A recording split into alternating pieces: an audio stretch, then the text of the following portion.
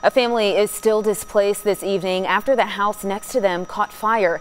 It was an abandoned house in the historic Northeast District in Kansas City, and neighbors say squatters were living inside at the time. 41 Action News reporter Nick Starling explains how the city and local homeless organizations are working to solve this problem. Rain pours down on what's left of this abandoned house at 409 Askew. It was a much different scene on Wednesday when flames ripped through the house.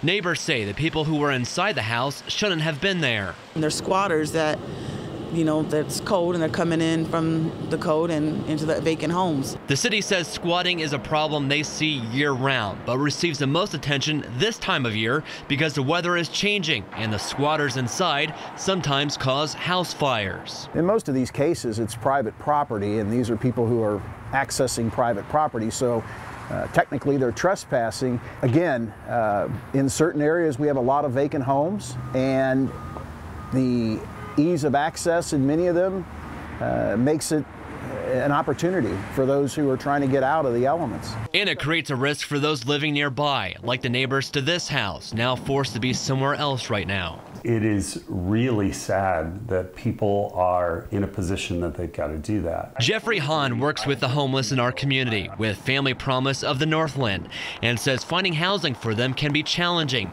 and doesn't blame them for trying to find a roof over their head. If we were out on the street, we would do the same thing. If we didn't have enough money to go and get some place to stay, we would look any place we could to find shelter. Today, city leaders are working on a 5-year housing policy looking at this issue. One of the issues we have is we can't find lenders to lend money to those who might want to rehab or take an existing land bank lot and build a home on.